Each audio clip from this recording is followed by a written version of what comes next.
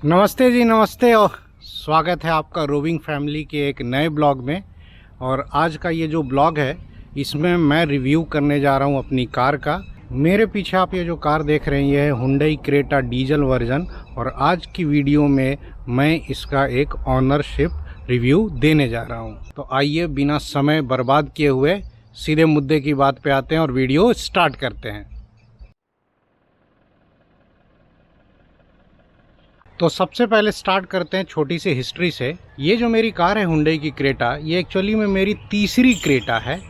पहली बार Hyundai Creta जब launch हुई थी 2015 में, तब मैंने उसका SX डीजल मॉडल लिया था। सेकंड क्रेटा मैंने 2019 में ली थी फरवरी में, वो क्रेटा का डीजल बेस मॉडल था, ई मॉडल। और ये क्रेटा जो आप देख रहे हैं ये भी डीजल मॉडल है, BS6 ई मॉडल या बेस मॉडल कह लीजिए। और ये मैंने रांची से ख़रीदा था लास्ट ईयर करीब अक्टूबर 2023 में। अभी ये जो वीडियो रिकॉर्ड हो रहा है ये जुलाई में रिकॉर्ड हो रहा है, जुलाई 2024। तो इस क्रेटा को करीब 9 महीने हो गए हैं। और ये जो अभी मेरे पास क्रेटा है ब्लू वाली, ये करीब 23,000 किलोमीटर चल चुकी है। अब बात कर लेते हैं सबसे पहले ख़रीदारी की। ये क्रेटा हमें पड़ी थी 12 लाख की एक्स शोरूम अक्टूबर 2023 में। बेस मॉडल है, ध्यान दीजिएगा। उसके अलावा 1,60,000 का इंश्योरेंस प्लस जो भी RTO होता है वो मिला के, तो ये गाड़ी हमें ऑन रोड 13,60,000 की पड़ी थी, 13.6 लाख इन रांची झारखंड। चूँकि ये कार बेस मॉडल है तो इसमें करीब मैंने 80,000 रुपये खर्च किए एसेसरीज़ में। और एसेसरीज़ मैंने दिल्ली में लगवाए थे, उसका मैंने एक प्रॉपर वीडियो भी डाला था। और उसमें जो मेन आइटम मैंने लगवाए थे वो मैं एक बार बता देता हूँ। एसेसरीज़ में मैंने सबसे पहले म्यूज़िक सिस्टम और स्पीकर डलवाया था। इसके अलावा auto folding rear view mirror, roof rails लगे हुए हैं गाड़ी में, फॉग लैम्प्स, और इसके जो हेडलाइट के बल्ब्स हैं वो अपग्रेड कराए थे, और करीब सीट कवर लिया था। तो ये मोटा मोटी मिला करके टोटल 80,000 के आसपास मेरा बैठा था। और एक्सेसरीज़ में एक चीज़ मैं बताना भूल गया, मैंने इसमें क्रूज़ कंट्रोल भी लगवाया था दिल्ली से। इसके अलावा मैंने एक मैट लिया था, 7D मैट जो आजकल आता है वो लिया था अमेजन से। तो टोटल अगर देखा जाए तो ये गाड़ी मुझे 14.5 लाख के आसपास पड़ी है। अब बात कर लेते हैं गाड़ी के परफॉर्मेंस की। तो चूंकि ये डीजल इंजन है और मेरी रनिंग बहुत ज़्यादा है, इसलिए मैं हमेशा डीजल ही प्रेफर करता हूँ। तो अच्छा खासा टॉर्क मिलता है जो पेट्रोल इंजन्स तो एकदम मैच नहीं कर सकती हैं, अनटिल एंड अनलेस टर्बो हो। चलाने में इसको बहुत आनंद आता है। छोटे मोटे गड्ढे इजीली क्रॉस करती हैं, अंदर में केबिन में पता भी नहीं चलता है। बट हाँ, थोड़े बड़े गड्ढों में ये आपको फील दे जाती है। अगर मैं कंपेयर करूं तो रेनो की एक डस्टर करके कार आती थी, अभी भी आती है शायद पेट्रोल में, लेकिन अब बिकती नहीं है। डस्टर की राइड जो है ना वो मेरे को इस रेंज में सबसे अच्छी लगती थी जब मैंने उसको चलाया था।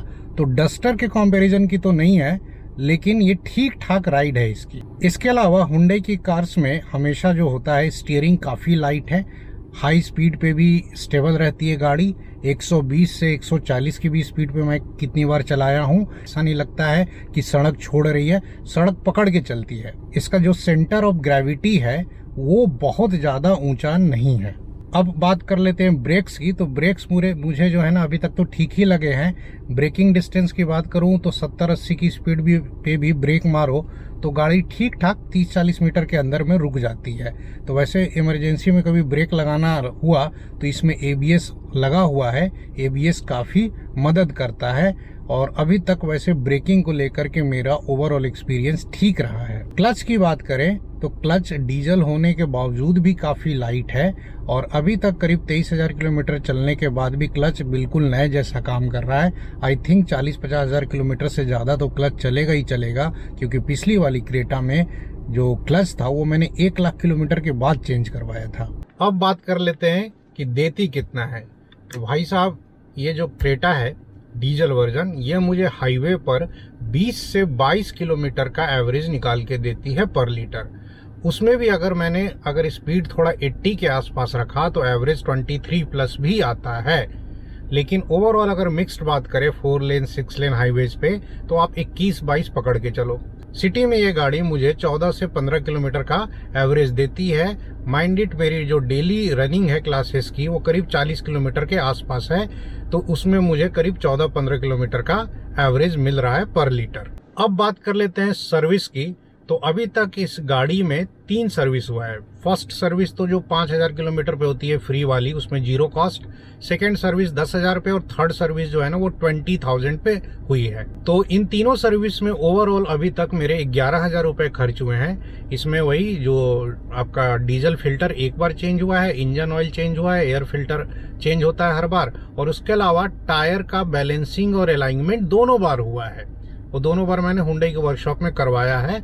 तो सब मिला के 11,000 खर्चा हुआ है 3 सर्विस का। अब क्या है कि आगे चल के अब फ्री सर्विस तो खत्म हो गई, तो करीब 2,500 रुपया एक्स्ट्रा सर्विस चार्ज लगेगा। तो भी पर सर्विस ये 7,000 से 9,000 में गाड़ी जो है ना सर्विस हो जाती है, अगर कोई मेजर पार्ट चेंज ना हो तो। और सर्विस इंटरवल जो है वो इस कार का 10,000 किलोमीटर है।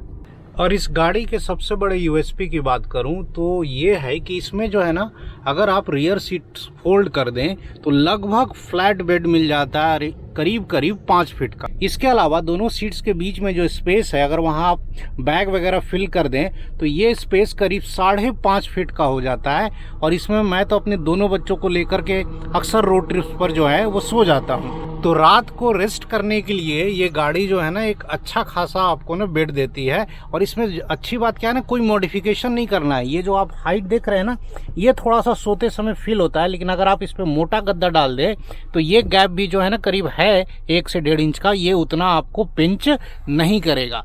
कोई मॉडिफिकेशन नहीं चाहिए, बस गद्दा डालिए और बिंदास हाईवे पर कहीं पर भी 2-3 घंटे के लिए अपनी कार में रेस्ट कर लीजिए।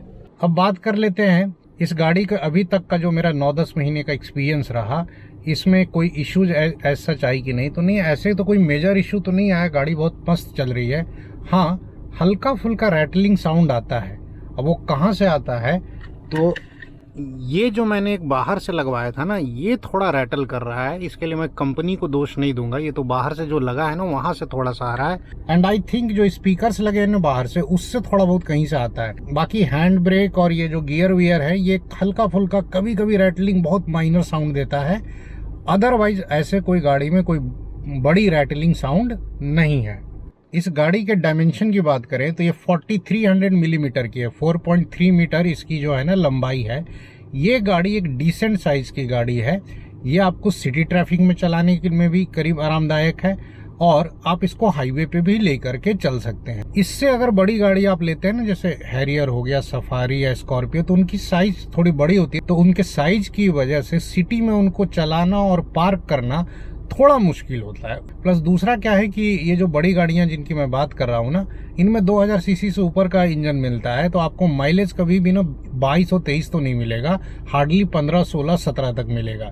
इस कार में 2023 के बाद से 6 एयरबैग्स बेस मॉडल से ही मिलने लगते हैं। तो 6 एयरबैग्स और ABS है, EBD है।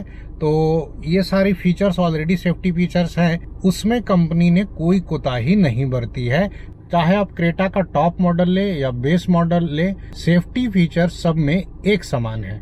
अगर इसके ग्राउंड क्लियरेंस की बात करें तो इसका शायद 190 या 195 mm का ग्राउंड क्लियरेंस है। सफिशिएंट है, मतलब छोटे मोटे गड्ढे या बड़े स्पीड ब्रेकर आते हैं तो उस पर बिना टच किए हुए 4 के लोड में ये निकल जाती है। इस कार के इंजन का साउंड भी मैं बाहर से सुना देता हूँ। अभी बोनट क्लोज्ड है, गाड़ी न्यूट्रल में है और AC ऑन है।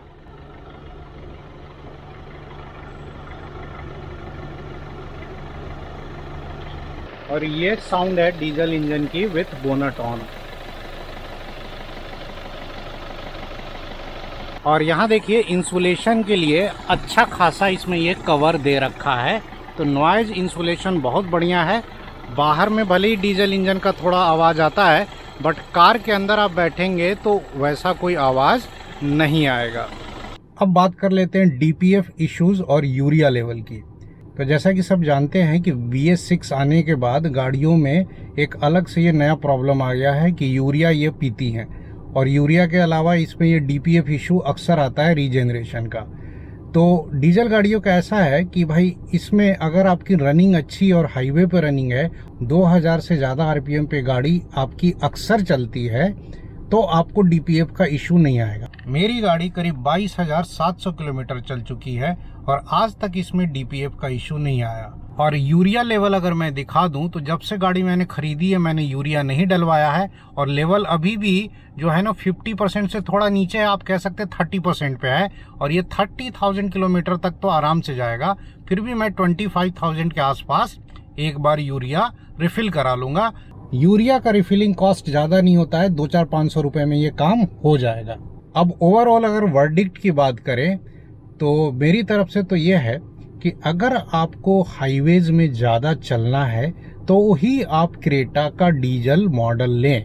जैसे मेरी running average 25,000 kilometre per year है, हाईवेज पे मेरी गाड़ी ज़्यादा चलती है, इसीलिए मुझे डीजल इंजन लेना पड़ता है माइलेज के लिए।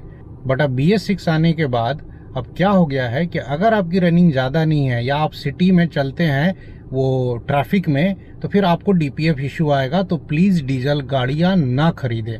उसके लिए मैं क्राइटेरिया अगर बताऊं रफली तो 20,000 किलोमीटर से ज़्यादा की रनिंग होनी चाहिए, और हर महीने एक बार आपकी गाड़ी हाईवे पे कम से कम 80-100 की स्पीड पे आधे घंटे चलनी चाहिए। तो आपका जो यूरिया है ना, जो एग्जॉस्ट में सूट कहते हैं, वो बर्न आउट होता रहेगा और कभी भी आपको DPF का इशू नहीं आएगा। लेकिन रनिंग कम है, गाड़ी खड़ी रहती है, ज़्यादातर टाइम आप ट्रैफिक में चलते हैं, तो भाई साहब डीजल गाड़ी आपको रुला के रख देगी, बहुत प्रॉब्लम क्रिएट करेगी। तो अब के डेट में तो आप चाहें तो फिर पेट्रोल ले।